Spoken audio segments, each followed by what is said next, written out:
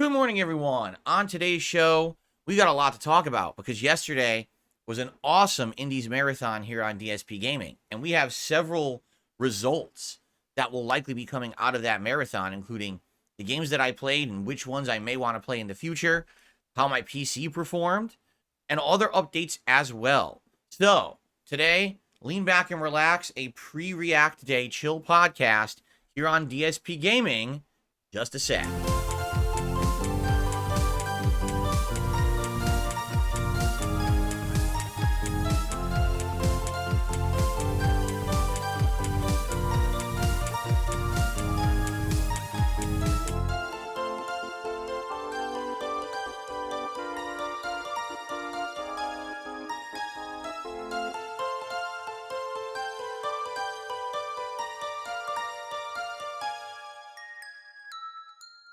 Good morning, everyone.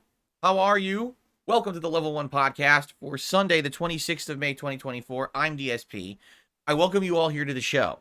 And to start off, I would just like to say happy React Day because, as you know, every Sunday we split up my content to get away from gaming for a little bit and to focus on something a little different. And every Sunday, I absolutely enjoy reacting to all the content that you guys throw at me. You know, it's a DSP versus the internet show on my DSP Reacts channel where it's clips that the members have submitted, and usually it's a big variety show where we get to see stuff that's of all subject matters from all over the internet. And then, of course, tonight on DSP Throwback, which I'm really excited for, is the premiere of the Retro React to my Mario and Sonic at the 2012 London Olympics playthrough, which was one of the best co-op playthroughs I ever did back in 2011. And I'm super stoked to share that with you because it's one of my favorites of all time. So, great reacting all day long. No actual live gameplay. But yesterday was a full day of live gameplay. We had a lot going on. And so what I'd like to do today is kind of update and recap everyone on everything that's going on. Because yesterday, you know, a lot went down that might actually affect this channel moving forward in a positive way, by the way. Not just, oh, you know, it was a bunch of games and now they're done. No, actually, it's the opposite. Like, it was a big test day for my mini PC. I had never really put my mini PC to the test, and I did yesterday, and man, I was very pleased with the results to the point where now I'm even going to attempt to do something interesting. I'll explain. I don't want to jump the gun and spoil everything. Anyway, it was just a really good day yesterday. So today, what we're going to do is recap a bunch of stuff that's been going down over the last few days so you know how this is going to affect the stuff moving forward. So, that's really it. Like, after that, I don't have much today. There's no gaming news today. I checked. It's pretty much all the same stuff people have been talking about. I get the feeling we won't get a lot of gaming news now for a week or two because if you remember, in early June, we got those two big shows, Summer Game Fest and the Xbox Direct, and I feel like those two shows are going to lay down a whole bunch of information for us in regards to all the upcoming games and things. And so probably when that hits, wow, we'll have a lot to talk about. But we just right now won't have much. And that's perfectly fine. So let's chill. Let's have a nice, chill, relaxing podcast today. There's nothing too crazy to talk about, but some good news based on yesterday. And then we'll go from there and see what you guys want to do for the rest of the show. Fair enough? All right, so two big things have been going down so far recently this week. Street Fighter 6, Akuma patch update, and balance changes. And my Indies marathon yesterday where I tested out my mini PC with 4 different indie games that you guys had nominated and voted for. All right. As a quick addendum and update to Street Fighter 6, I'm glad that I'm taking the weekend off from the game because, man, it's stressful trying to play that game online. Especially when I'm you know, trying to learn a new character in Akuma. In fact, I mean, just to reiterate what I said yesterday, I had far more fun, and it was way more chill and entertaining and just, you know, not stressful to be playing those sets on Friday night against Brian, my former co-op, frequent co-op partner. You know, we used to do playthroughs of games like Destiny 2, Apex Legends, and others. And to jump back into a lobby with him in a Street Fighter game and just kind of relax and play it for what it was rather than having to worry about, oh, this is such a super duper important online ranked match that matters and shit, right? You know, basically you get to test stuff, you get to lab out a little bit, you get to practice against in a set criteria as well. Not a set criteria, in a set environment is what I meant to say. Meaning, every time you play online, you're playing someone different, a different connection, right? Different ping. Is it wireless? Is it wired? You know what I'm saying? And basically, it's very annoying because you don't know what's going on, and it can change every single time. Like literally every match online when you play like ranked or casual could be different timing and stuff because of the delay. But when you're playing against the same person for 2.5 hours, it's a different experience. It's you're settling into how that plays, and then you can learn the timing and get better. And I learned a lot playing on Friday night against Brian's Minot, which was really fun. So if you didn't see it yet, the 2 videos are live here. It's about 2.5 hours of Street Fighter 6 gameplay from Friday night. That's very different from the very lag fest, rage-inducing Akuma gameplay that I've been doing the 3 streams before. Okay? So I certainly hope that you'll give it a look. Now, there may be some updates regarding that, you know, soon. We'll see. Meaning, number one, my editors actually contacted me and said what we'd like to do is perhaps do an interesting video where we could do a side-by-side comparison of when you were playing and Brian was playing and showing your experiences, how it looked on each of your screens, and hearing your different commentary over that match, right? So that could be neat. So I think they're working on that right now. Now, I don't have an ETA or anything on that, but that's something like a little pet project that's going on behind the scenes to see how, you know, something like that would go. But in addition to that, obviously, you know, looking for the possibility of doing more stuff like that with Brian. But if we do it, we want to be able to have some kind of voice communication. So I'm speaking with people right now. People are trying to brainstorm like the situation. Because as you guys know, my setup's very different than most others. I'm not just sitting at a PC playing and streaming. You know, I'm playing on a console over here with a neck phone headset. I can't even have a regular headset with a microphone because of the ear infections I got 4 years ago, and I just don't want to get back to that situation. So I got the neck phones going, right? And then on top of that, basically the audio out of the PS5 then gets captured into my PC. But then I've got this microphone being used only with the PC. It can't be used for something else like voice chat to go to Brian because it has to be used for OBS. But then at the same time over here, it's like there's all these things going on. It's very complicated, right? So I'm trying to figure out how to do it. And some people have had some suggestions. Some are saying just buy a cheap mic, like a $40 mic, and plug it into your PS5 and have that be audio input. And then still have the audio output the way you have it. But it would pass through. Right. And I was thinking that might be correct. Like if I had audio output as it is right now, then I would still be able to hear Brian talking in these neck phones around my neck. But I don't know how well that would sound. I mean, the neck phones are okay. They're not great. It's not like wearing headphones where everything is crisp. So it might be hard to even make out what he's saying. I don't know. You know, I really don't know. It's all going to be an experiment. And I mean, I'll be honest with you guys. I'm in no rush. I'm in no rush to go buy new equipment and stuff like that. I'm happy that you guys liked the session on Friday night. And I'm curious about when I maybe we'll do something like that again. But we'll see. Okay. Anyway. So it went well. All right. That's number one. And I'm excited for the future to possibly doing some more co-op and stuff like that. Okay.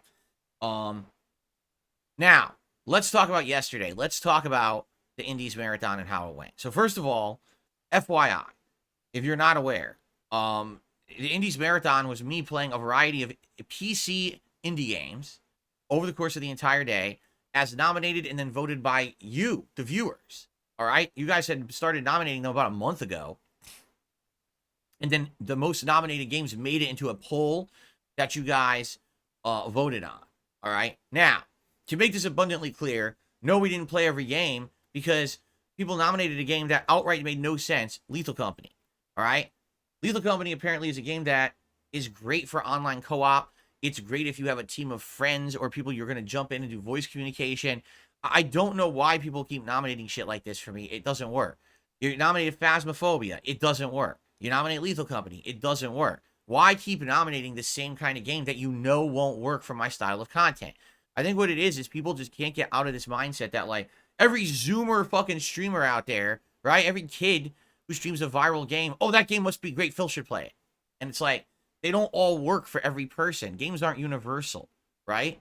If I was literally someone who jumped into a party with a bunch of people that was a known group of gamers and stuff, and the whole idea was that you just jump around with a bunch of teenagers on your stream playing every viral game, and you play it for a few streams and you drop it, you move on to the next and you drop it, and if that was your shtick, great. That's nothing like the content that I make whatsoever, and you guys know that. I'm never going to be that guy, right? So, the game made no sense that it got nominated, and when it got to the voting, people started voting for it, and then people started contacting me saying, Phil, why are you going to play that game? You realize you're going to go to play it, no one's going to be able to hear you in the voice, they're going to kick you from the lobbies, or you're going to jump in there, have no idea what's going on, not be able to play or talk to anyone. It's going to be a complete waste of everyone's time when you could be playing other indie games that are going to work for your style of content creation. So I said, you know what? I'm just going to make the executive decision. No, I'm just eliminating the game. We're not going to play it. Okay? So I did. And you know what? It was for the better, because then we ended up playing 4 games, that all of which were very interesting and fun. And I had a great time with all 4 of them. So I guess what we should do is we'll go through each one and I'll tell you my thoughts. And whether or not, you know, I would consider possibly playing it in the future. So, number 1, first game we played yesterday was Pizza Tower. And man, you want to talk about a game with a weird art style? It's bizarre for a video game. It looks like someone, like a teenager doodled in their notebook in the middle of, like, homeroom, right? But it's wild. It plays well. It's a game with awesome platforming mechanics. It's like a hypercharged combination of Mario and Sonic. Honestly, that's what it kind of feels like, with some other elements. I guess people have said the closest comparison is the Wario Land games from back in the day. I would agree with you, except I don't really know. You know, I played one of the original Wario Land games on Game Boy, like in the mid-90s, and then I played the Wario Land that was for the Virtual Boy at Blockbuster Video in a demo. So I never really played a Wario Land game to make that comparison. But it's just like, it's super fast. It's hyper reacting to jump and platform around and hit these enemies and do combos and stuff like that. What I actually liked about the game is that it was very forgiving. And what I mean by that is, it wasn't like, oh, Super Meat Boy, where you die 5 zillion times and you have to keep restarting. In this game, it's just like, you take a million hits, you never really die. But at the same time, it's very challenging because you have to hit these, like, point objectives, right? Like, the more points you get in a stage, the more money reward you get. And you need the money to unlock further stages and boss fights and things. So if you just suck, you're going to have to keep rerunning stages over and over to do better so you have enough money to progress in the game, right? But I like that you don't just die. You have time to just play and enjoy. You know, I played the game for about an hour and a half, and I basically failed once. Like, it was funny because I was just exploring. You know, the game has like big hallways, and the different stages are showing up, and it doesn't really tell you which stages are difficult. I ended up doing the most difficult stage of World 1 first, before I'd even done the intro stage. So here I am trying to learn the mechanics on the hardest stage, but I did it. I actually beat the hardest stage of World 1 on my first try. What you have to do is get to the end, and then you have to go backwards, and you have a limited time to escape the stage. And you can pick up these little clocks along the way that will increase your time so that you have time to escape.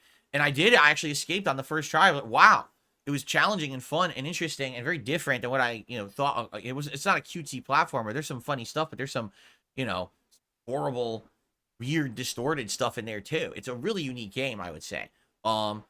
So I had a good time with it. But what I noticed is over the course of the time that I was playing it, the chat got increasingly disengaged and bored. And what I mean by that is, when you're playing this game, since it is a game that needs a lot of adapting to when you're playing, like, oh my god, there's something quick going on. Oh, the boss fight's unique. You got to learn the pattern. Oh, you got to jump here, jump here, jump. It's very, very attention demanding, right? This is not a casual game by any means. Because of that, I didn't have a lot of opportunity to hang out with the audience. And that sucks because, the whole idea of the Indies Marathon was a more laid-back event to test out games, and we basically didn't get to do that, right? It was like more, I just got to be hyper-focused on the game. So because of that, I felt like it didn't work as well with the audience, and a lot of people were actually saying that, too. They were like, yeah, this might be a good game for someone to play by themselves, But as a playthrough, especially your style, probably not. And I was thinking to myself, you know, this might have been a game that I would have back in the day bought on like the Game Boy Advance or the Nintendo DS and played for myself. But as a modern game to play on stream, I probably wouldn't play it again. Okay? So, Pizza Tower, it's a good game, but it's probably just not for my style of content creation because I wasn't able to engage with the audience well, and therefore, it didn't really work that well, all right? But I still liked it, and I recommend it, actually. If you want a very fast-paced, challenging platformer with unique, weird, distorted art style, I think you're going to enjoy it. So there you go. So that was the first game, okay? And by the way, for the record, it ran beautifully on my mini PC. You know, full 1080p, 60 frames per second. I don't even think it was dropping frames. Like, that thing was smooth. Now, it is a 2D art style, but still, you know, it ran really nice. I was pleased. You know, first experiment really on my mini PC was a big success. So then we moved on to the next game, which was Hades 2 Early Access Edition, meaning Hades 2 is not officially released yet. It's an early access game that has partial content.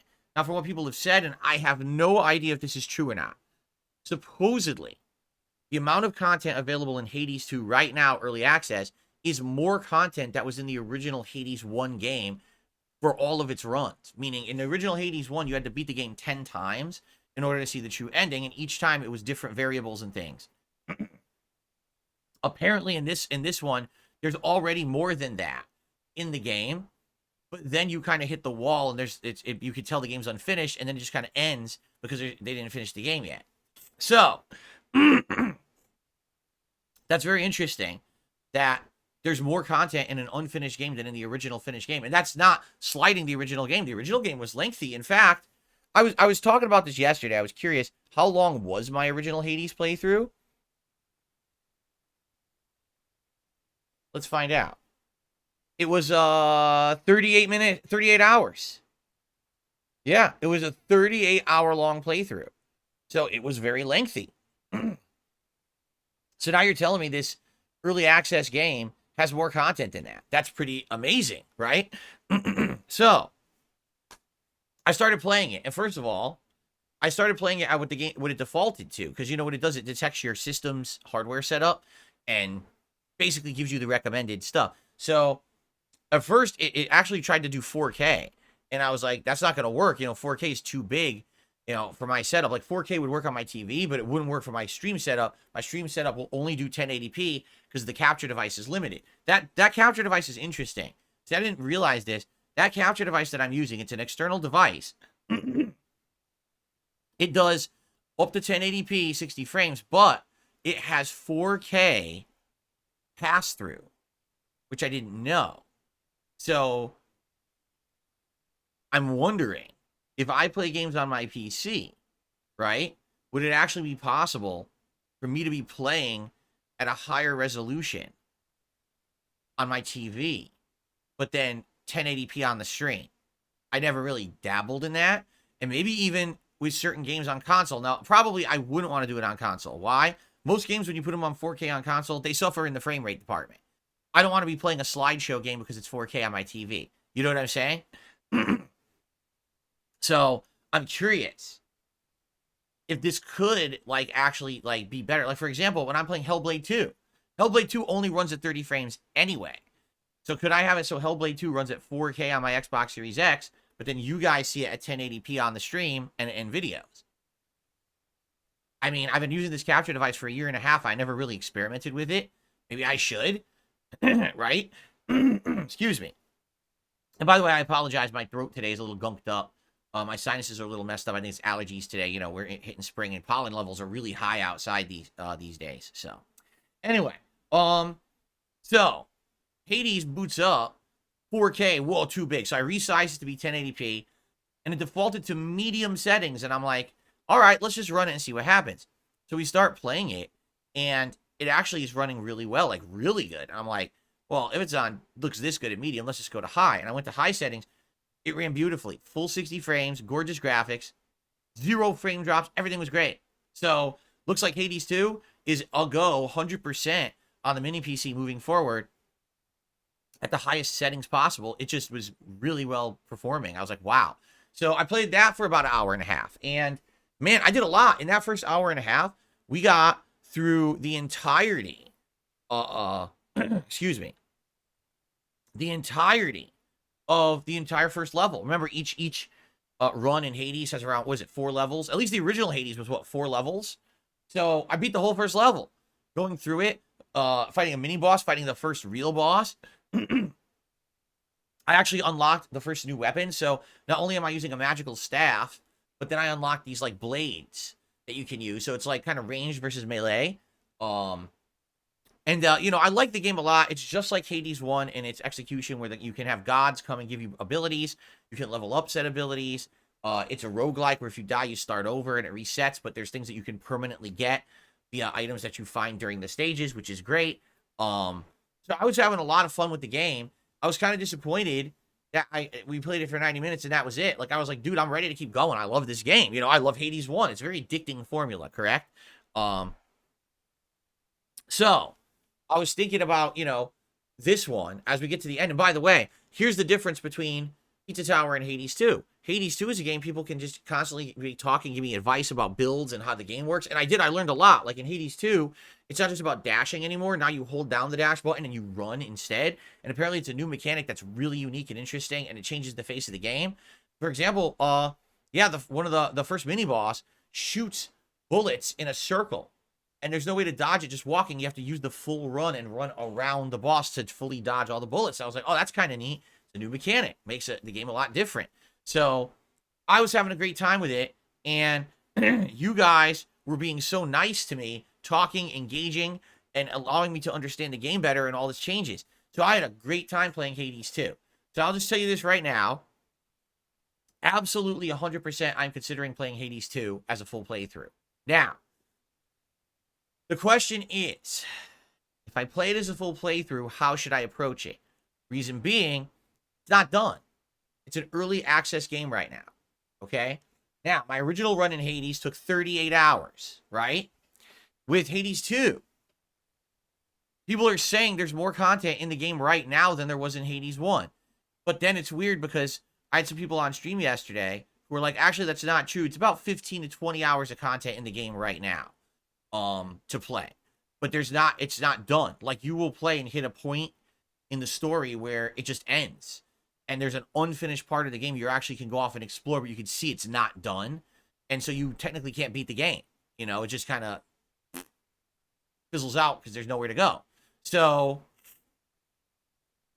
for me, it's kind of a mixed bag. Like, I really want to play this game. I loved Hades 1. I'm dying to play Hades 2. Now that I got this first taste of it, I'm like, oh man, this is really, really good. So I'm definitely keeping it, right? I'm not going to like go try to refund it or anything. I really like this game and I think I'm going to keep it to play it in the future. But the question is, when, right? I would actually like to play it soon. Seriously. I would like to play it soon. But some people are kind of warning me not to do that. And I'm like, oh man, so I got to make this tough decision, right? Because I really want to play it. Here's the thing. I don't see the problem with playing 15 to 20 hours of it and then, oh, it's not done. So putting it on hiatus, right? And then going back to it after the fact when it's finished and you know, doing the second half of the game or whatever it is that's left. I don't see the problem with that. I guess some people do. Some people are like, don't play it now because it's just not done. And I'm like, but why? I mean, what we played yesterday was very polished, very, very feeling finished, right? It wasn't like we were playing it and it was falling apart at the seams and there were bugs or anything. And I understand if the game's not done, but then we understand that, right? Like, okay, we play it to the point where, okay, it's unfinished. Now we put it on hiatus and we come back later when they update it, right?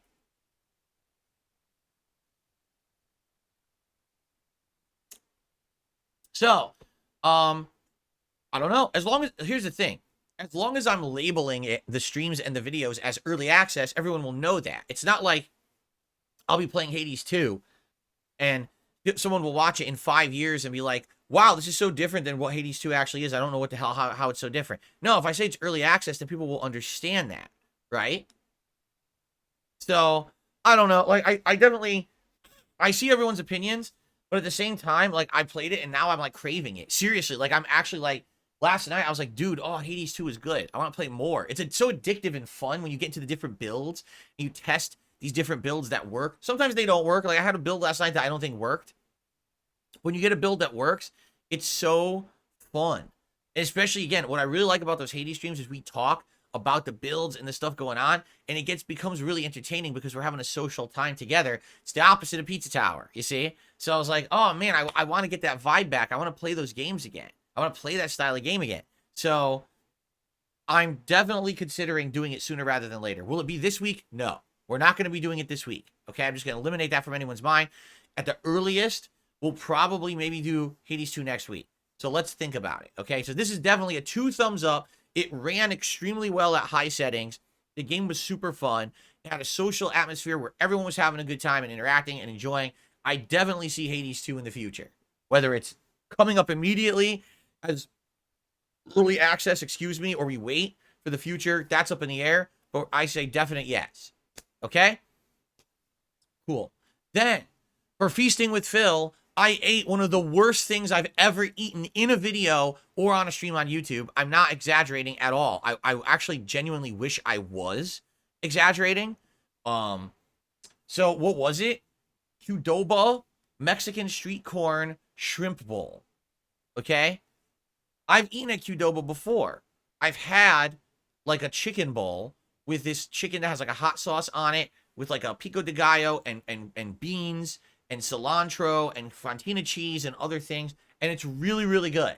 Like, make no mistake, like I really enjoy that bowl when I get it. My wife usually gets some kind of a burrito and she likes their burritos.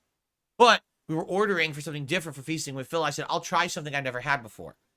That bowl was revolting. Half the ingredients were not good at all. Okay? The shrimp were absolutely tiny. I'm not making this up. So just to show you, because I think actually I didn't do it service. I was holding the shrimp up like this, but I was closer to the camera than I should have been. So the shrimp actually looked like a decent size. Oh no, this is how big the shrimp really is. So you see my hand? That's how big the shrimp was. Do you see how small that is? That's smaller than the tip of my finger. That's how small the shrimp were in the bowl. They were actually around the size of a dime. You ever seen a dime in US currency? That's how small the shrimp were in the shrimp bowl. How many shrimp were in the bowl? 7. 7 tiny shrimp. How did they taste? Absolutely atrocious. All right? I put it in my mouth, and when you eat a shrimp, right? Think about a fresh shrimp. When you bite into it, it has this crunchiness to it, right? It's not supposed to be like hard crunch, but you know what I'm saying? Like it has like a bite to it when you bite into it, and then it's supposed to have a good seafood flavor as you eat it and you chew it up. This shrimp was absolutely, I can't even explain. It had zero crunch at all. It wasn't mushy. It was just like, man, how do you even describe it? Like, it was just so bad. It wasn't soggy. It wasn't crunchy. It was just like, oh, it was so nasty. Okay, it was really, really nasty. And it didn't taste like shrimp at all. Like you ate it, all you could taste on it was the sauce they had put on it. It had no seafood flavor whatsoever. Okay?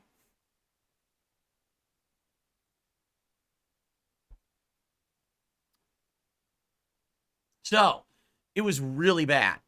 Now, I don't know if they were just so frozen and old that's why. I don't know if they were dehydrated shrimp that they rehydrated. Like, I have no clue. But, dude, they were atrociously bad.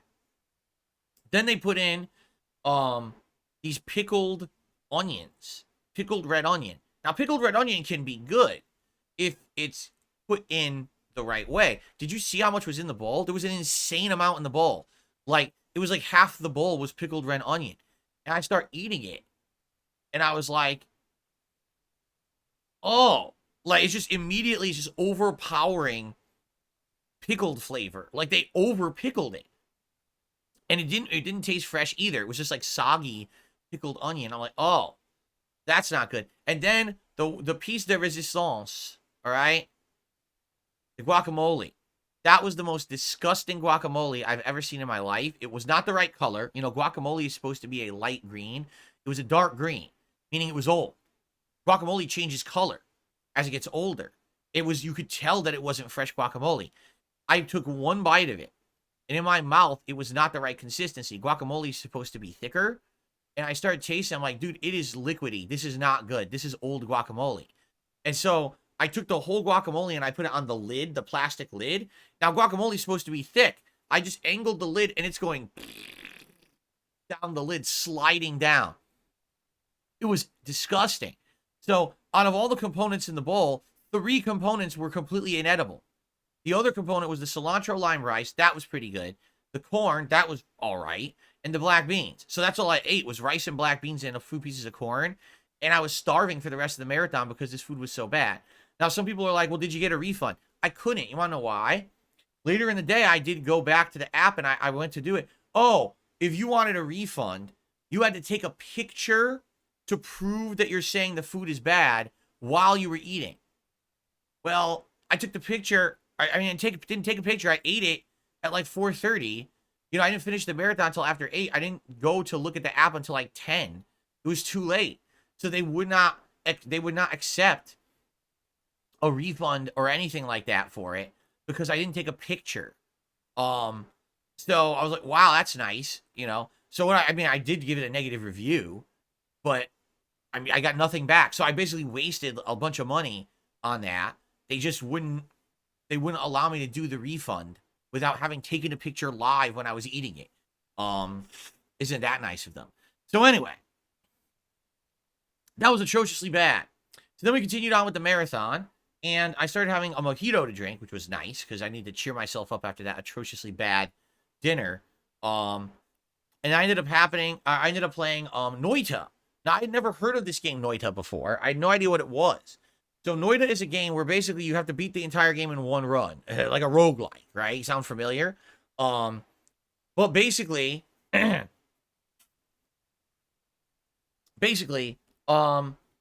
way it works is you're a wizard, Harry. You're a wizard, Harry, and you have a wand. And you start off with starter magic, but then you go into a dungeon with a bunch of enemies that all want to kill you, a bunch of things that explode and can damage you, elemental effects like poison or fire or blood. Yes, you could be soaked in blood. And all these things like give you status effects that are negative or positive or whatever. So what you need to do is try to survive, find items in the environment that are hidden, and then get to the end of the stage. And each time you get to the end of the stage, you go to like a temple room. And in that temple room is your reward where you can pick a perk that you continue on in your journey that it'll help you. You know, for example, add more magic spells to your wand, or, you know, make it so that it's harder for projectiles to hit you or something like that. So it was pretty funny because anything can happen in this game. Things could blow up. You don't even know what they're there. And the next thing you know, the whole screen explodes. You're like, what the hell? You know, enemies from off screen can kill you. What ended up happening was I did a bunch of runs where I didn't know what I was doing. And I just died in a funny way. And I thought that was entertaining. And then I had a run. Get this. I got a perk that says when you take damage, you randomly teleport. Okay? So this is a double-edged sword. Because when you take damage, you can teleport into a good area forward in the stage. And then you actually, you made out from it. But also, it can teleport you backwards or into a bad situation, a room full of monsters, and you're not ready for it. In addition to that, when you're taking damage over time, let's say you're on fire, you're going to take damage, damage, damage, damage, damage in set increments over time. Every time you take damage, it teleports you. So it's like teleported here, teleported here, teleported here, teleported here, teleported here, teleported here, and you can't get your bearings, nor can you do anything because you're only there for like a second, and then you teleport it again. So it ended up being very chaotic. But guess what? This teleportation mechanic had me beat like 10 stages, which is wild. It was my first time playing the game. I got really far in. It was funny because I beat so many stages just teleporting to the end like that. The rewards, like when you get to the temple room, there's like a vendor to buy stuff. It was like, oh, here's 5,000 gold. 5,000 gold? I have like 500 because I didn't play the stage legit. I just kept teleporting right to the end and passing to the next stage. So I got really far, and I'll just say this. My run was halted in an absolutely hilarious way. I don't want to spoil it. I want you to watch it because it was actually quite fun. If you didn't see it yet, check it out. I will say this. Sadly, the stream went really well, okay? People seem to enjoy it a lot, but the videos on demand aren't doing well. Meaning, I mean, these videos have been live now for over 12 hours. Some of them don't even have 300 views yet. And it's like, it was a good variety stream. The gameplay was fun. We had a good time. If you watch those, I think you're going to enjoy them. Why is no one giving indie games a chance? Well, this is a pattern on DSPGaming. I'm not sure if you guys are aware of this. Every time I usually play an indie game, it just doesn't get much attention. Most people ignore it. And that's what upsets me is people say, we want variety. We want you to try new things. We want you to get a PC that'll run these games that are these big successes that you always skip. You always, treat indie games like they don't exist. You don't, you never play them. So then I play them. And then why does no one watch it? Because I'm telling you, this stuff is fun. This is great stuff from yesterday. I think even if you watch it as a one-off and you realize a lot of these games will not continue, you're still going to have a great time just enjoying these videos for what they are. So why doesn't anyone give it a chance, right? That's what kind of kills me, Even random matches of Street Fighter 6, within 24 hours will get like 500, 600, 700 views.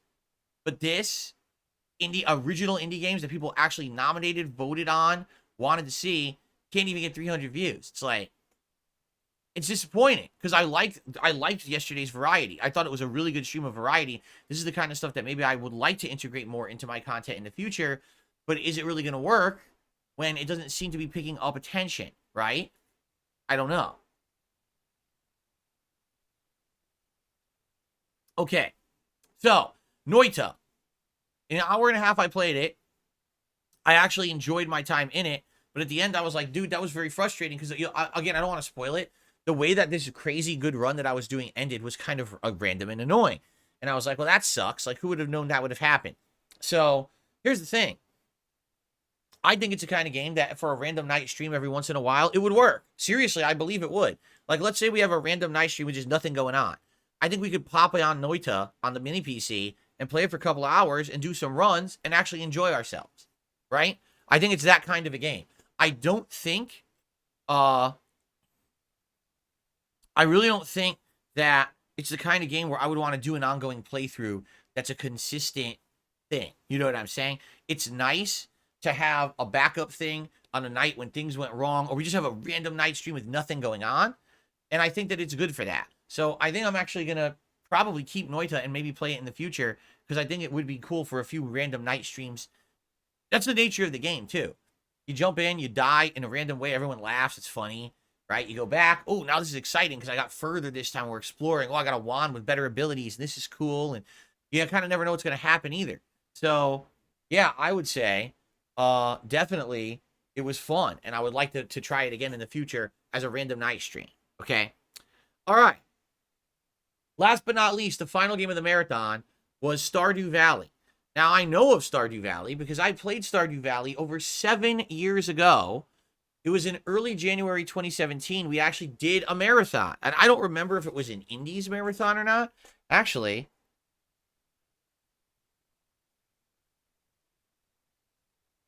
not Starfew, Stardew. What the?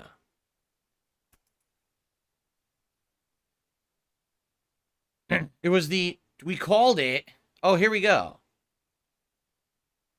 The November, actually it was earlier than I thought, November 2016 Indies Marathon, Stardew Valley, okay?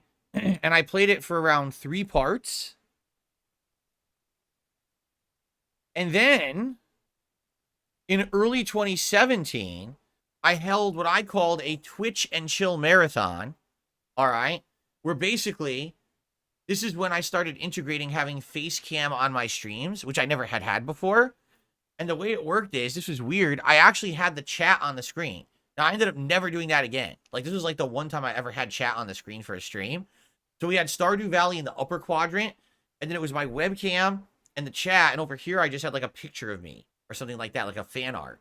So basically the first run that I did in Stardew Valley was an hour, and then I played it for like another half an hour during this Twitch and Chill marathon. We did it for like 20 minutes where I did Q&A while playing Stardew Valley. And then I was like, man, this is kind of stupid. I didn't like doing that way. And then I stopped doing it. Okay. So basically I had played Stardew Valley for like an hour and a half previously 7 years ago. And over the years, people had asked me, would I ever go back and play it again? And I said, hey, if you guys would want that. But the thing is, like, over the years, we had chill games, for example. Just a few examples of chill games we played. Minecraft, Elder Scrolls Morrowind, Subnautica, right? Animal Crossing New Horizons. That's just a few off the top of my head. These are playthroughs where it's not necessarily just about the gameplay. It's about us hanging out and having a good time and chilling and relaxing while I'm kind of doing a game at the same time. And because of that, the games aren't so attention demanding that you need to be hyper focused on, right? So over those years, some people every once in a while bring up Stardew Valley, but never really has it been a main focus. Like, no one's really said, oh, please do it, please do it. So I was actually pleased that over 7 years later, you guys asked for it again. And I played it, I was like, yeah, it's a fine game. A weird thing happened, though. When I booted up Stardew Valley, okay, it looked really good on my TV. And I was like, wow, it looks like really crisp and clean or whatever. And so we're playing it or whatever. And then I realized something. It's running at 4K. Yeah, on my TV, it was actually running at 4K while the stream was running and capturing at 1080p. So for some reason, when I booted up Stardew Valley, it detected all the hardware of my PC. It detected that the TV was a 4K TV, and it actually did 4K output for the game. But then my capture device converted it to 1080p, and so the video you see on demand is 1080p. And I was like, oh, so this is actually proof positive that I guess this does work, that it would actually show me a higher resolution. Now, it's funny because it did 4K in a pixel game, right? So at first, I didn't even realize it, and I started realizing, I was like, wow, it looks really good, and that's probably why it was 4K all along. That actually means that's the first game ever I've ever played in 4K. It's Stardew Valley, of all games, right? So anyway, yesterday was interesting because not only did I test the mini PC and see, yeah, it can run all of these, like, you know, mid-range kind of indie games, but also it's like a hardware test too of seeing that I can actually do 4K on my TV for certain games. Like, I would say I wouldn't try to do a game that runs at 60 frames at 4K because most of them don't. But like I said, for a game that's already running at a lower frame rate, like for example, Hellblade 2, maybe I could pull it off. Maybe I'll try that on Monday night. Maybe I'll have Hellblade 2 try to run at 4K on my TV and 1080p and, you know, do the 1080p video for the stream and see what happens. Maybe we could test it out.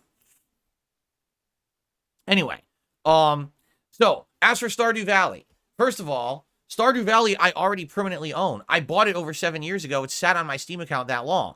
So I already have it, right? Like, there's no way that I'm not going to be owning it for the future. Would I play it? That's up to you guys. Like, it seemed like we were just getting into it. We played for about an hour, and we were just doing the intro stuff, right? We didn't even really unlock anything too important. We got the fishing rod, and I did some fishing or whatever, and I was still clearing the lot. I hadn't even planted anything yet. I met the townspeople or whatever, and then we ran out of time. So I would be all right in the future if you guys wanted me to implement Stardew Valley as like a chill night stream at some point. I'm not saying it has to be now, but it could be, right?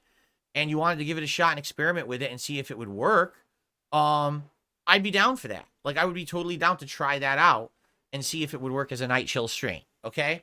So, to recap the games from yesterday.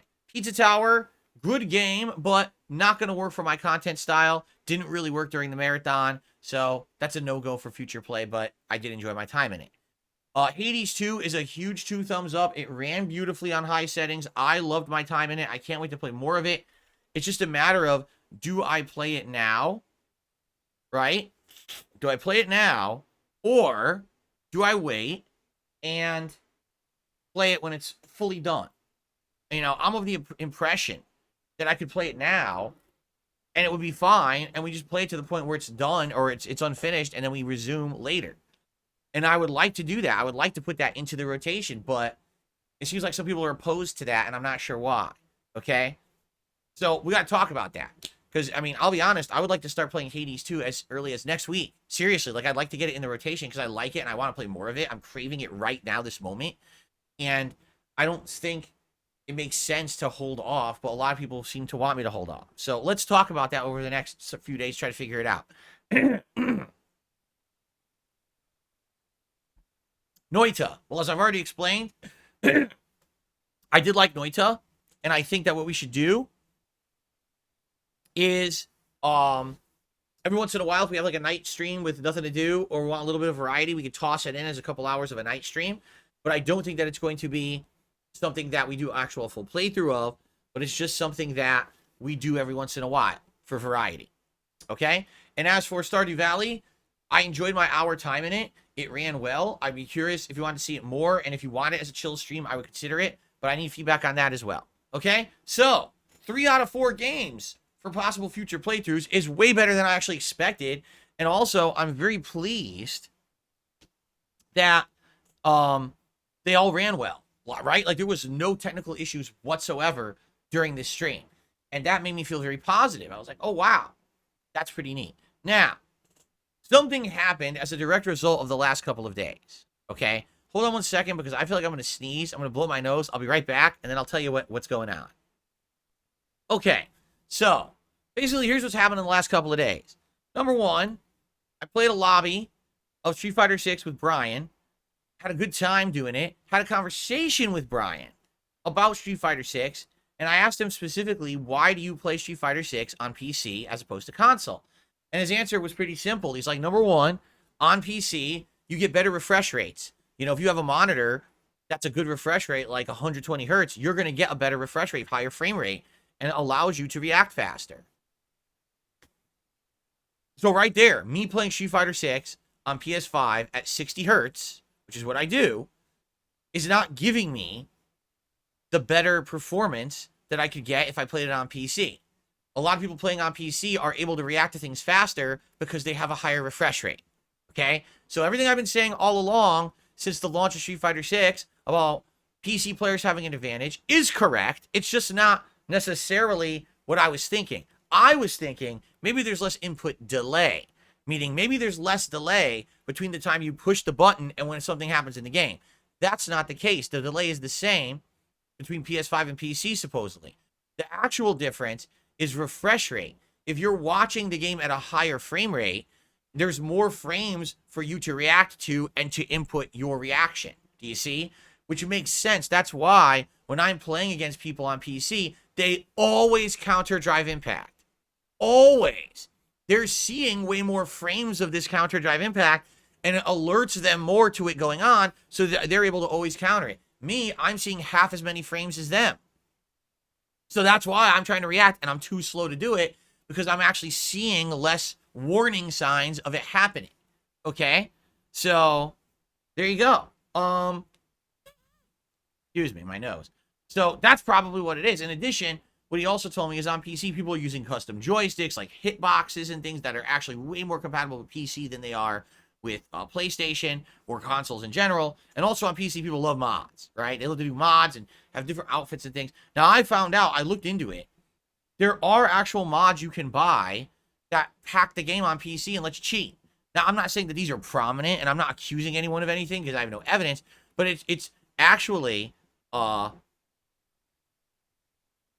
it's actually about what was I saying? I got distracted. Someone said something in the chat. Someone said PC is 2 frames, PS5 is 4 or 5. So you're basically saying that there's extra frames to react to.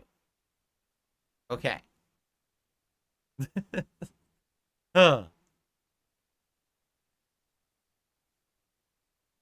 It's too technical for me. Anyway, no, I know for a fact that it exists because I saw it online. People are selling mods for the PC version of Street Fighter 6 add-ons that apparently like auto counter drive impact, auto throw break. Does it work? I don't think it's a huge deal, I'll be honest. But it exists, okay? So when you're playing on PC, there's all these other factors that could give you an advantage, right? All the people playing this game pro are basically playing it on PC. There's very few people who are playing this game at a high level who are still playing it on console. They've all moved to PC. So, based on the fact that I had this lobby with Brian, we had this discussion about the PC version of the game. And based on the fact that yesterday, I did an Indies marathon where I played a whole bunch of games on my mini PC and they all ran nicely. The question presented itself last night. Would it actually be possible, right, for me to play Street Fighter 6 on my mini PC? Okay? Now, it's an interesting question. There is no definitive answer, and here's why.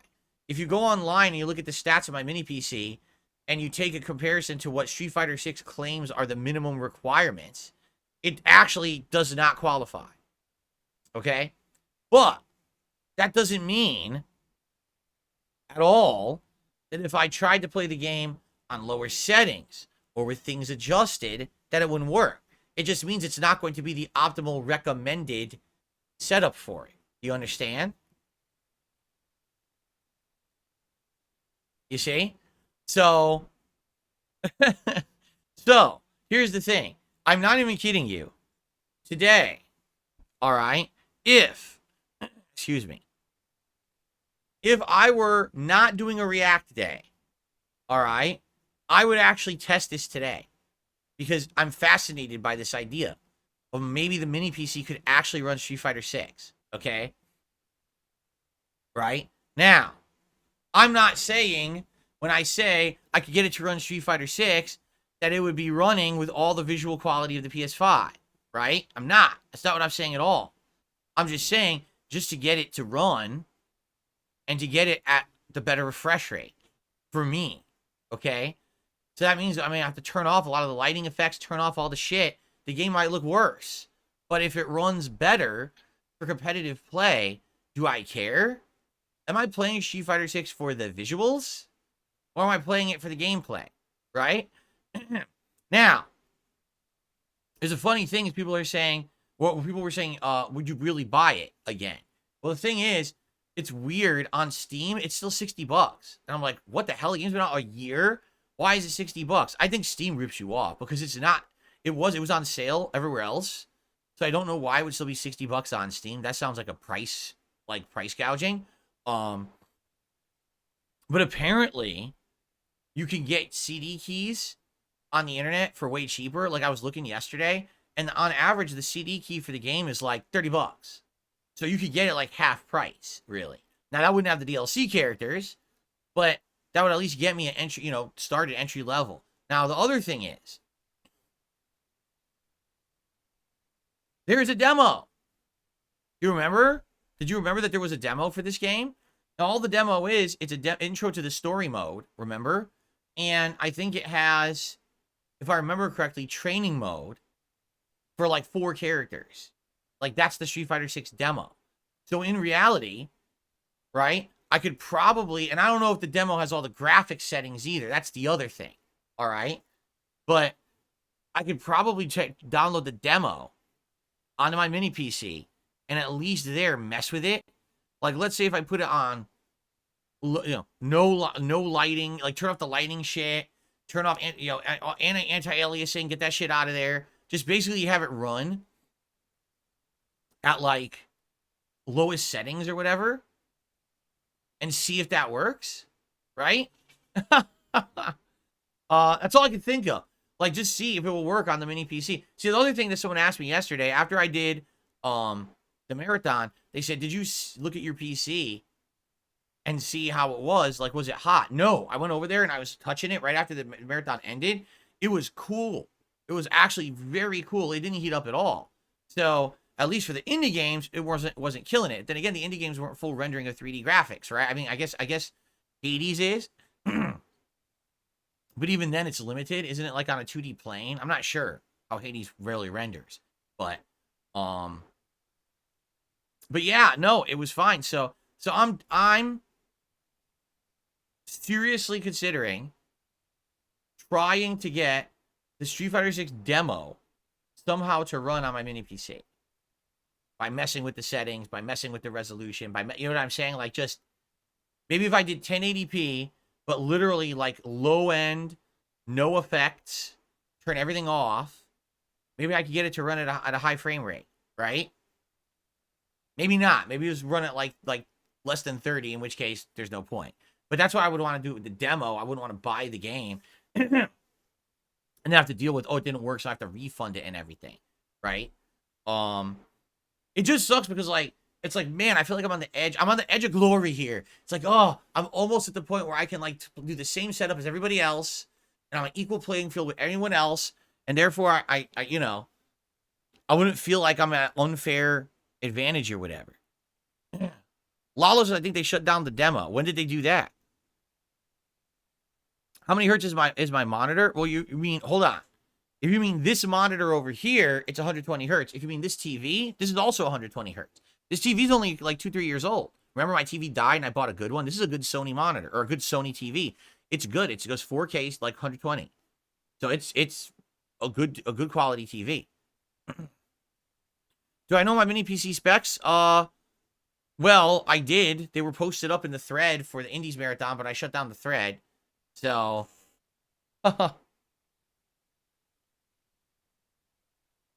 yeah, I would probably have to mess with my TV settings to try to get 120 hertz. Although I'm pretty sure my TV would auto adjust to it. Like, this is a high end Sony TV, not high end, but like high upper mid level. I'm pretty sure it would just do it. Like, it would recognize, you know, that it's outputting 120 hertz, and it would probably just do it. But I mean, I could mess with it. I'm sure we could figure it out, right? So I don't know. It's an interesting experiment. So let's do it now, okay? Tomorrow, well, let's do the schedule. Today, it's React Day. First stream, DSP versus the internet over on DSP React. So as soon as this stream ends, we'll head over to DSP Reacts and we'll have a fun react stream with me reacting to clips from all over the internet. And then tonight on the late stream on DSP Throwback, we're going to be reacting to the Mario and Sonic 2012 London Olympic game playthrough. Super fun. Tomorrow, the daytime stream will be Street Fighter 6. Now, my intention is that I actually want to mess around with E Honda, because E Honda has been dramatically changed in this game. They made it so that now he has high combo ability into his 100 hands from many different places and ways. And so what I want to do is do gameplay with him and try to figure these changes out that are now viable. You know, he's now going to be, instead of just constantly going for EX headbutt and shit, instead he's going to be going for combo into hands, and that's going to be good, I think. So that's going to be, I think tomorrow was what was going to be tomorrow's daytime stream. And I might have switched characters at some point to try other characters as well, like maybe Zangief. But now there's the possibility that maybe I could get Street Fighter 6 running on my mini PC, and I might want to do that first. So maybe it'll be an experiment stream where I try to get it running on the mini PC and see how it works. All right. I don't know. I feel like I could get it to work, but it's probably going to be like not very good. I feel like it will run, but it's going to end up being choppy and shitty, right? So I don't know, but we could try. I feel like there's nothing to lose, right? So maybe tomorrow on the first stream, we test it out, right? Maybe on the first stream we test it out and we see if it works. If it doesn't, we just go back to PS5 and then I play with Honda and maybe Zangief, you know. So that's tomorrow's first stream of Street Fighter 6. Tomorrow night, the late stream on Monday is the conclusion of Hades 2. All right, so we'll finish that off. Tuesday, the daytime stream is the premiere of Multiverses, which is coming back. Yeah, Multiverses returns. The first time in over a year. And it's the full release this time with new characters like Jason Voorhees, Agent Smith, the Joker, and more. So that should be pretty fun. And then Tuesday night, I'm thinking of doing Fallout 4. Because now we haven't done Fallout 4 in a week. Did I say Hades 2? I meant to say Hellblade 2. Okay, it's the conclusion of Hellblade 2 on Monday night. I'm sorry. I got the games confused. It's Hellblade 2 concluding on Monday night, not Hades 2. Okay? Hellblade 2, we want to wrap it up and see how it ends. And we got about 2 hours left, so it'll be perfect to finish it up on Monday night. Tuesday is Multiverses, and then Tuesday night will be Fallout 4. Okay? Wednesday is up in the air. Wednesday, we can do anything. We can do a combination of Multiverses, Fallout 4, Street Fighter 6, like any of these things, right? So I'm kind of like leaving it open right now because I don't know what we want to do on Wednesday. Maybe we want to do Fallout as the day stream and do some Multiverses at night. Maybe we want to do some Street Fighter. I don't know. So I'll leave it open and we'll go from there. Okay. And then next week now we have such a good possibility of so many different things. I definitely want to get Fallout 4 back into the standard mix next week. But just think about this. We could do Fallout 4, Street Fighter 6, Multiverses, Stardew Valley, Noita, or Hades 2. We have to figure out what we want to do, right? I have no idea what I want to do. We have too many options now. We have all these great games, right? It's like, I don't know. What do? You got to make a choice.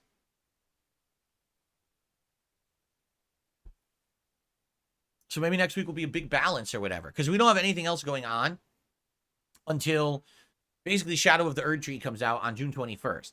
Between then and now, there's a few other games that came out, like Mario and the Thousand Year Door and the System Shock remake, but I'm not rushing to play those, right? So the future looks bright. We're going to have 3 weeks of good variety and fun and seeing what you guys want and juggling games and having a good time. So, should be good, okay? All right, now, before we get to open Q&A, I just want to say the following. As you guys know, this is React Day. This is the day that I split my content up. I'm not doing gameplay today. It's good. It's good for a break. I played a lot of stressful Street Fighter. We did a lot of indie stuff yesterday. Today, it's good to do variety. However, those channels, DSP Reacts and DSP Throwback, are not very profitable channels for me. Why? Well, number one, because I only stream on them once a week. Number two, because the videos on the channels don't get a lot of views. And number three, because a lot of the content over there, particularly on the React channel, gets demonetized. Okay? Today, Sunday, these streams are the big streams where, because I'm streaming content on those channels, I can actually make them profitable. Things such as super chats, super stickers, memberships, gifted memberships, and tips today particularly help a ton to keep those side projects viable. I like doing the React content, and I like doing the throwback content. But right now, the only thing that really keeps them afloat, honestly, is the contributions that I get on these streaming days on Sunday, you know? So if you like the content that I'm doing that's not gameplay, please support the streams today. If you support this stream right now, this counts towards the React channel. I always carry over, you know? If tip comes in, I carry that over to the React channel, you see? So please consider supporting the streams today. As you know, I have a goal of, I try to get $50 per stream for tips. If I do that, I consider the stream a success. If I don't do that, well, it's not the end of the world. Plus, there's other contributions. Super chats, memberships, all help a ton. Okay? They do. But that's my goal, to try to hit $50 in tips every stream. So if you like the React stuff today, please support the stream. All right? And thank you for hanging out with me on a day when I'm not doing gameplay stuff. I know it's different. And I like the fact that there's people who come by to hang out for my podcast, to come by for React stuff, and it's different kind of content. In the future, as I said, I'm not going to be able to do as much of this playing games or this playing games. Instead, it's going to have to be other content. You know, I'm not going to be able to be doing all this as I get older and older, right? So I want to diversify, and I'm hoping these steps are working for people getting used to me making other kinds of content. All right. Okay. So that being said, let's do a few shout outs. I'll be honest, we don't have many, but let's do a few shout outs and then we'll do some Q&A. So DSP is the GOAT is our first super chatter of the day. He says, pumped for some chill reacting fun today. Thank you to DSP is the GOAT. I appreciate that very much.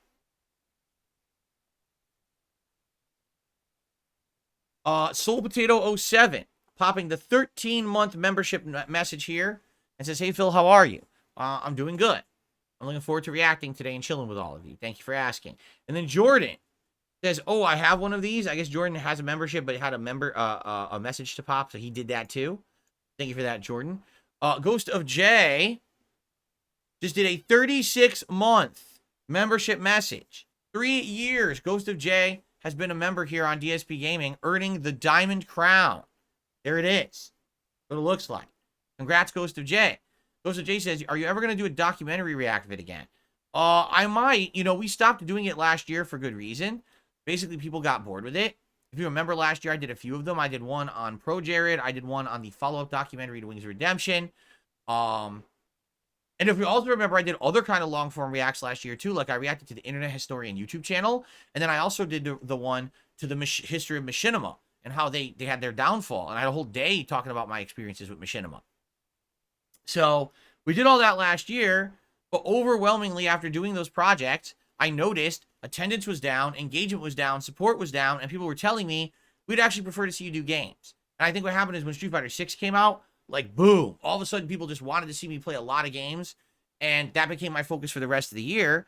And after that, if you haven't noticed, there's been no demand for it, right? Like, it hasn't been like, oh, wow, Phil just stopped doing it entirely. We really miss it now. It really hasn't happened again. And it's like, that's weird because I know for a while people were liking it. And as I told you, there's a few documentaries out there that I think I would be able to add a ton of insight to. Case in point, the Channel Awesome Nostalgia Critic documentary. That was a guy who I was a super fan of back in the day before I became a YouTuber. Loved all this content, watched it, you know, habitually. And apparently the guy had a humongous downfall over the year. So that's something that I would like to react to. And then everyone's like, nah, don't do it. We're not really interested in it. Oh, okay. And there's been other documentaries as well about Boogie, about Wings of Redemption, about these other guys. And no one seems to want that. I'll tell you this. Obviously, later this year, we all know June the King did a documentary or is doing a documentary on me. Okay? From what I understand, it's the longest one he's ever done. It's going to be around 4 hours in length. It's going to cover my entire history, even before I was a YouTuber, the information that he could try to gathered up, which apparently isn't a lot. Apparently, there's just not a lot out there that's documented. So, that one, as I told you guys, I'm going to react to. Probably not the whole thing, because 4 hours is so much, and when I react, I'm going to be adding so much to it. Can you imagine how long it would take for me to react to that? If it took me for a 2-hour documentary of Rings of Redemption, it took like 5-6 hours to react to it. Can you imagine how long it would take me? It would take me like 3 days to finish a react to the documentary. What I think I'm going to do is I'm going to start off reacting to it and just go as far as I can. And then I'm sure we're going to run out of time. And then what I'll probably do is determine how much I really want to react to it. As I told you guys, when it comes to things about my past and stuff like that, I'm down for that. When it comes to shit for like the last 4 years, all the nonsense these people make up about me, about my finances and all kinds of shit, I'm not even going to touch that with a 10-foot pole. Number one, I don't have to defend myself with that. There's no reason that I have to publicly defend myself when it comes to that shit. It's literally nobody's fucking business at all about my finances and shit like that. No one should ever have that as public knowledge or have to be digging into that shit at all. Okay? I've already said the things that I have said on it, and they're not going to change, right? The statements that I made publicly are the statements that I made publicly that I stick to it. They're never going to change. So there's no reason for me to watch an entire hour of this documentary that's going to cover everything that my trolls say about me, that I scammed money and I have offshore fucking PayPal and hidden money accounts, and I lied on my bankruptcy, and I lie here, and I lie to my fans, and I lie this, and I do this, and it's just bullshit, right? So why am I going to just re-entertain all of it again? I've already told you guys my perspective on it. That was the reason I went on that stupid interview last year with Side Scrollers. I said, it's all there. You want to see it, and you want to see my answers, watch that interview. If you don't believe them, that's up to you. But I've already said all this. I don't need to say it again. It's going to be the same exact answers. It's going to be, that's a lie, that's bullshit, that's not real, that's a lie, that's bullshit, that's not real. It's all bullshit, circumstantial shit they made up to try to corroborate a story that's not real, all right? And I have nothing to say about it, right? So what's the point of just sitting there, right, and watching all of that again? Because that's all it's going to do. You know, June, he analyzes the stuff that's there. He's probably going to go through all the shit my haters have said, all the shit that other fucking YouTubers have said, all the shit that happened in the interview, all the shit I've already been through. I'm not going through it again for no reason. It's never going to change, right? So, when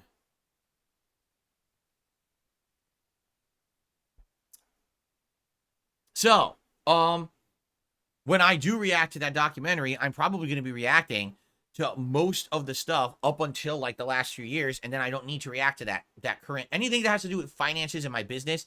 It's just that. It's my business, nobody else's. And I've given my answers, so I'm not going to waste time on that shit. At that point, I'll probably be so exhausted anyway. Because this is a 4-hour documentary. You imagine how much it covers? So there's going to be so much to talk about, right? Up until that point that I'm going to be burnt out and I've had enough, So that, I can tell you that, Ghost of Jay, that's coming later this year whenever the documentary on me releases from June the King. I'm going to be reacting to most of it likely at some point, and that's probably going to be the big thing on the channel over there, right? Outside of that, no, I don't have any plans to do long-form documentary react videos because people seem to not want them anymore. Like I said, I did one on Wings of Redemption last year. The attendance was poor. The support was non-existent. It was actually slower than a normal day when I reacted to it. Like, people just didn't care. So I was like, so what's the point of this? Right? So forget it. Oh, let's see here. Jordan did a super chat. Stardew W. I even bought plants to plant today.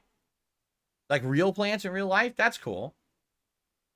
I can see gardening or botany as being a fun endeavor. So now, as of right now, I have no tips whatsoever to shout out. Not a single tip has come in, unless it's not refreshing, but I see nothing. So again, what I want to reiterate is that this stream, the goal is $50 by the end of the React show. It would be great if we could hit that. That helps the React channel a lot, because right now the only income I get from that channel is memberships and these Sunday streams. Okay, so please support the stream today if you can. It helps the React channel a lot. All right, I try to hit $50 by the end of that stream, and there you go.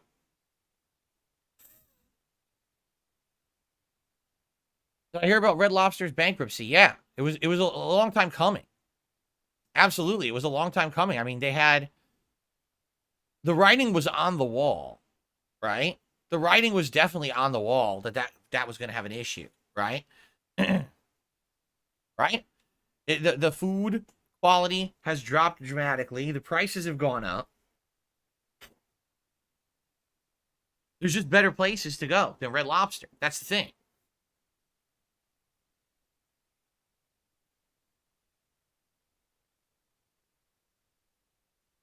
You heard their garlic butter was good. Is that what you go to a restaurant for their garlic butter? Really? Really? That's what you go to the restaurant for? You know, there's a restaurant right down the street. I go there for the ketchup. It's some of the best I've ever tasted. Right?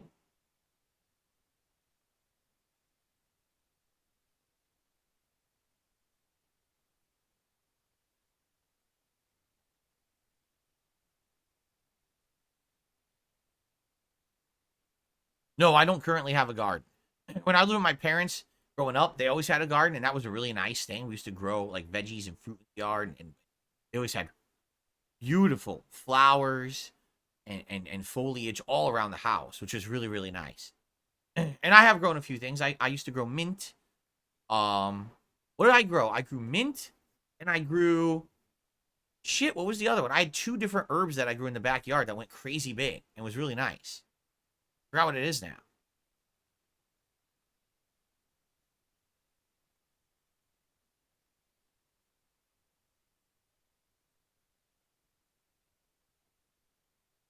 No, it wasn't thyme. It was something else that I had with it, with the mint, but I can't remember what it was. It wasn't basil. What the hell was it? Hmm.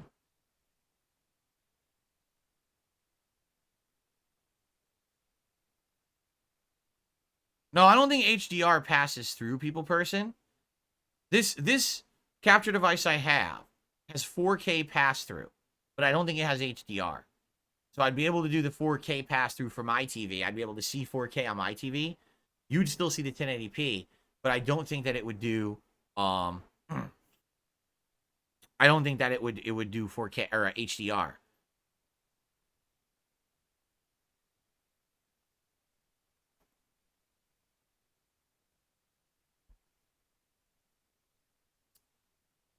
It says right on it, actually, I think.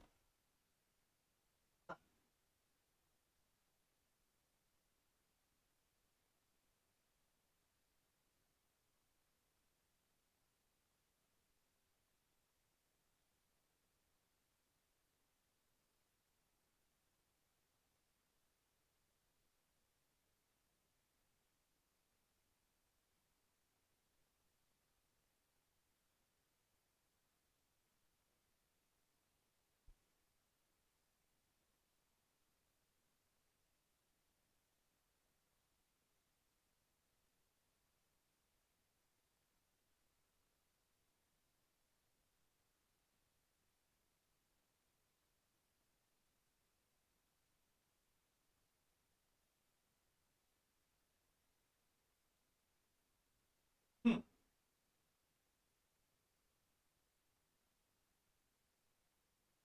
Yeah, it says right on the front of it, 4K pass through. But what's weird, it has a switch. Like it has a switch on the front, and it's like on one picture it looks like a laptop. Then it looks like a TV with an arrow pointing through it, and then has a third setting where it has two arrows going like this. I have no idea what any of that means. But I think that thing has storage. I think what you could do is you could put a memory card in it, and you can actually store to like internal memory. I think that's what it is. Uh that's a switch that says lets you store videos to internal memory to then use later or something like that. So, but I think it's 4K pass through, but not HDR. I don't think it does HDR.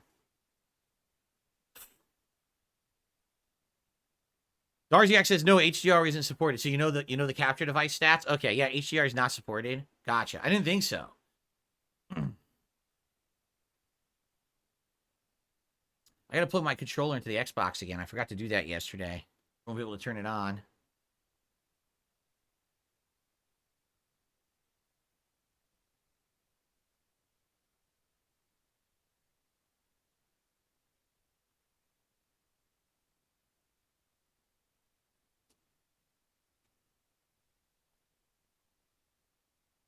All right, guys. Any last minute stuff you want to talk about?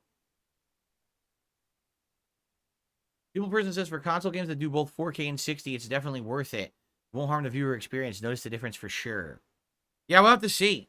Like I said, I feel like most console games running at 4K are going to have a lower frame rate, and I want the higher frame rate. I always prefer higher frame rate to higher resolution. Really? Goldfish says, did you know cilantro tastes different depending on your genes? For me, it tastes bitter and soapy. No, for me, it tastes very aromatic and like it's a refreshing flavor. I love it. It complements a lot of other flavors. It does not taste soapy to me at all.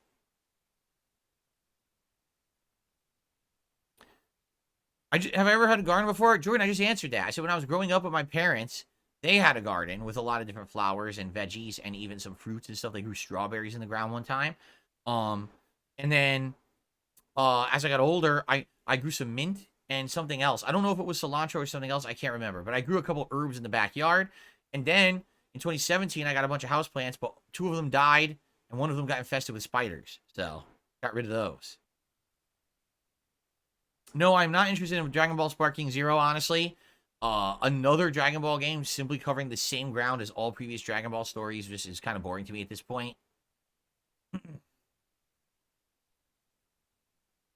People Person says a new fad for console games, 40 frames per second in 4K. It works on 120 hertz TVs.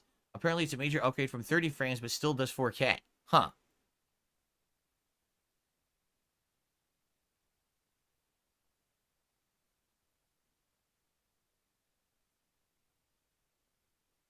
Your family grows corn? Oh, that's cool. Corn must be a huge, like, you must have a huge yard or huge, like, plot of land to be growing corn, right?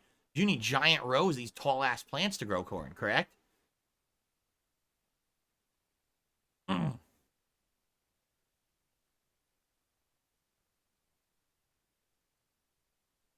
So, by the way, guys, can we check? Let's see if my tip link is working, only because it's very odd that we're at the end of a podcast and I have no tips. It almost never happens.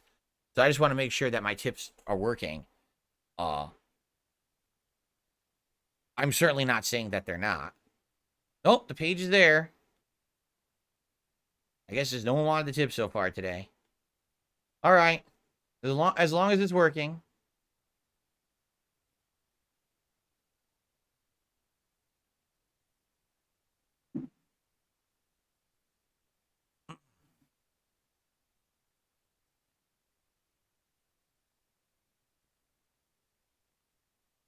Am I a fruit connoisseur? No.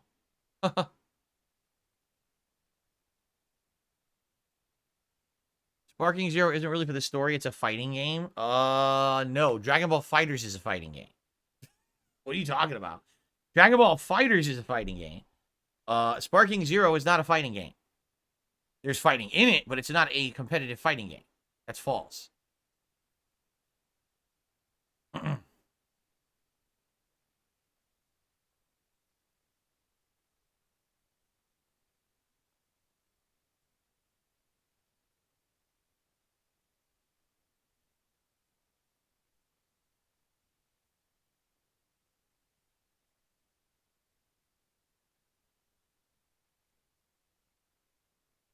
What's up, Jade? Good to see you. I know you're not going to hang around. You're not interested in the React stuff, right?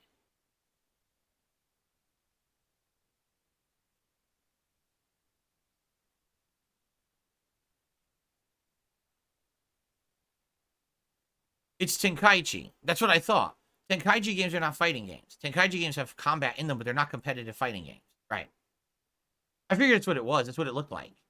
That's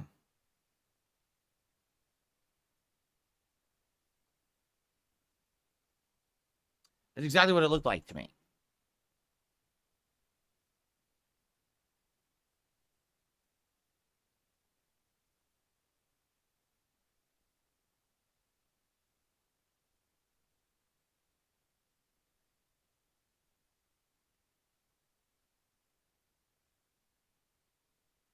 Okay.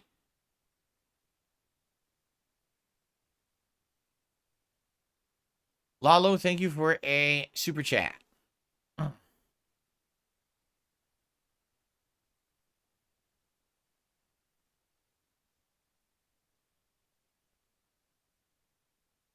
Okay.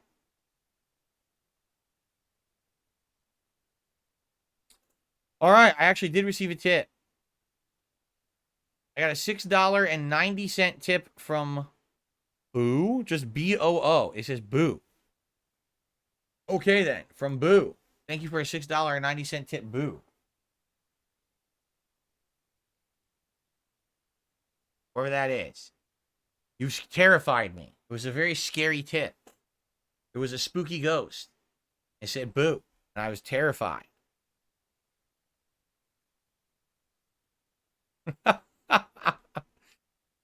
A little early for that. It is only the end of May. We do have like 5 more months, right? Until Halloween.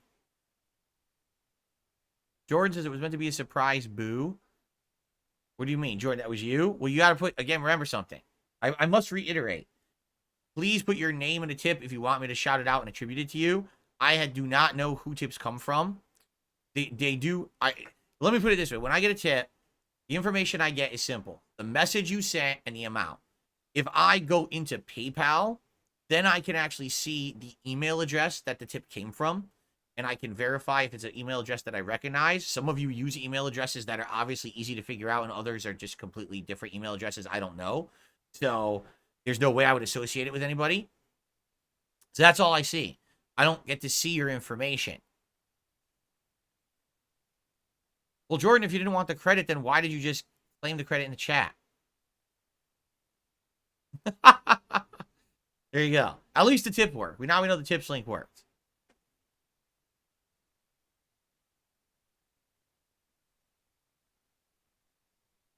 No, see, that's correct. For example, this has happened before. Someone, like, there's an anonymous tip that comes in, right? And then someone has actually, this has happened before. Someone in the chat be like, oh, that was me. And, like, they're adamant, no, that was me who tipped. Like, oh, yeah, well, tell me the email address it came from. And they can't do it.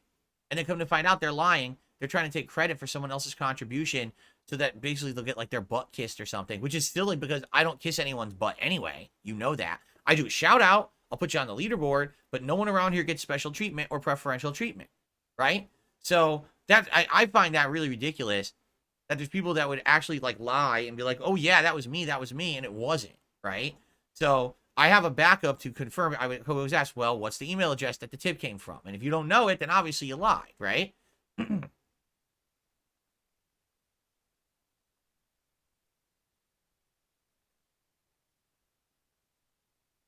Oh, okay, I got you, Jordan. No problem. He said he wanted to give additional context. He didn't want me to think that it was like someone booing me, you know, like a heckler's gallery, like boo, you suck. Here's money for it. So there you go. Thank you, Jordan, for that clarification.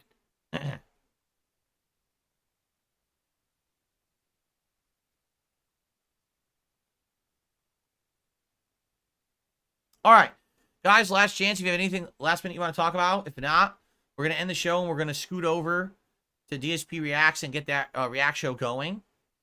Any last minute topics that you need to discuss? Any burning questions to get answered?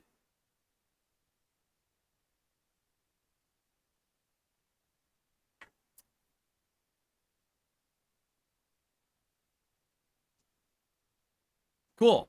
Glad to hear that. Generation Z says he downloaded LA Noire and he's watching my gameplay of it over on the Throwback channel. Now he's playing it for himself. That's cool.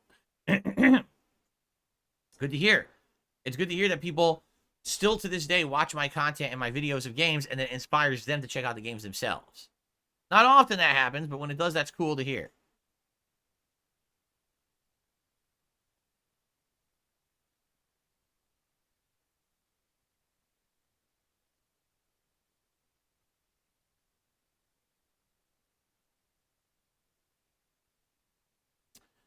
The Nick rules, I've already explained many, many times why I don't currently sell merch. So, I don't really want to reiterate myself again. Basically, my trolls go and harass whatever business I try to sell merch with, and then the business doesn't want to deal with the online harassment, so they basically shut my account down. They've done this multiple times now.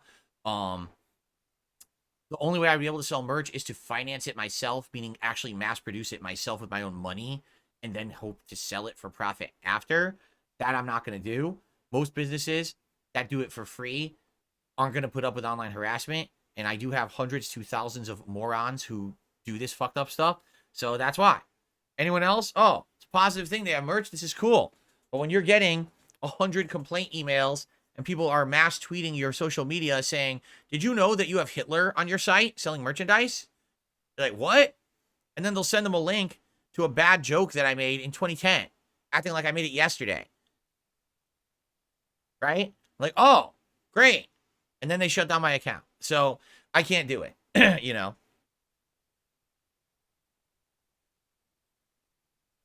The Apple Goblin did a super chat and says, Chun-Li now? You want me to play with Chun-Li? I tried Chun-Li. She was very execution heavy because you need to do these stance changes to play well with her. And I tried doing it, and man, I couldn't do it. And I think, honestly, it's my age. I think it's like my hands and stuff. They can't handle that level of execution. I'm being honest now. I think it's because I'm so old and I'm starting to get carpal tunnel in my right hand. It was the same thing with Aki, how she has a stance change, and I kept trying to do it, and I couldn't do it consistently. Like, my hand actually would just fuck up a lot. It was the same thing with Chun-Li. Like, I feel like Chun-Li's a great character. I've seen great people playing with her and everything, and I tried using it. I failed miserably. I couldn't do it, which sucks because I like the fact that you could have flexibility and be able to play different styles of characters, but it seems like any character that's execution heavy with the stance change, I can't do anymore. It actually started to hurt my hand. Like, I tried playing with Chun-Li, my hand was throbbing by the end of the stream I used her.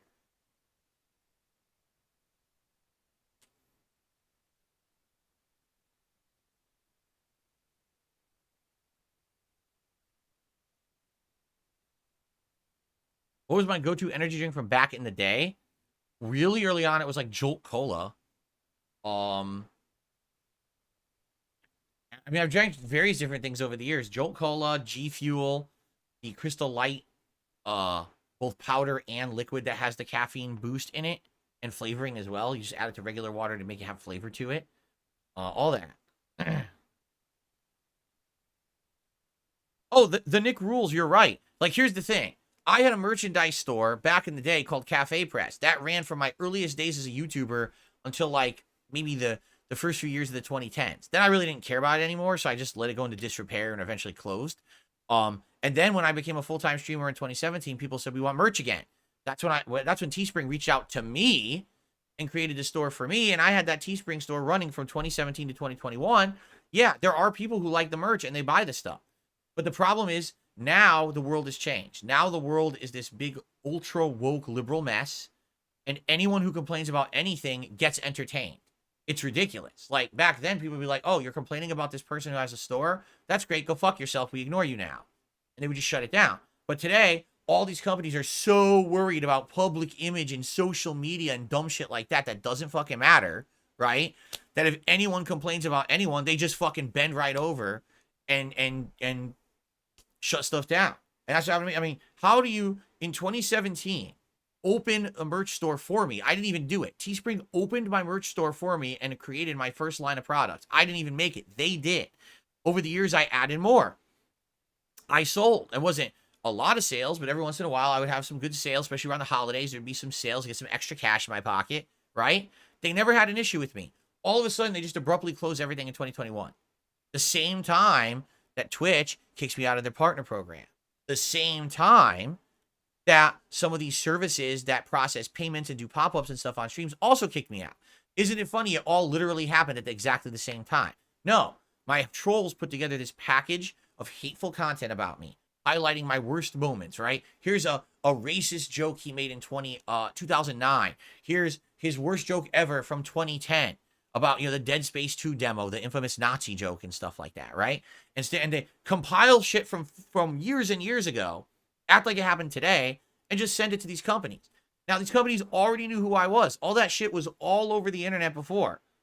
But they're so dumb that they're just, well, we can't have this. We can't have anyone literally complaining about anyone on our site. We can't have people spamming our social media. So just close the store. Okay. And I didn't even know about it. I know how I found out about my store closing. The fans reached out to me and said, did you notice your store page is gone? I was like, no. They never even sent me a notification. When I asked them for clarification, they refused. They said, we don't have to tell you anything. We're not legally required to tell you anything about why we do anything. Oh, okay. Well, it really makes me want to work with you, right? So anyway, yeah, that's why I don't have merch. And like I said, there's other companies who have reached out to me. One just happened I'd say about a month and a half ago, okay? A company reached out to me and said, hey, so we're a company that not only does merch, but we also do like a program where people can become a member. So basically, think of like YouTube or Twitch memberships, but let's say it has nothing to do with YouTube or Twitch. People can become a paid member, and you can make content for them and put it on this particular site. And also, they make merch. You could sell merch through the site and all this stuff. And I said, I'll be honest with you, I don't really care about the other stuff. I just care about the merch side of your business. But I want to forewarn you about the level of trolls that I have. And the person responded, oh, no, it won't be a big deal. I said, you didn't do any research. You literally just searched for YouTube channels and you sent me this invite. You did not do any research. I want to explain to you how bad this is, that I was on Teespring and I got kicked off for stuff that's not real. And I want you to understand the level of harassment that I get, and that's going to affect your business. And the person never responded after that. They said, oh, forget it.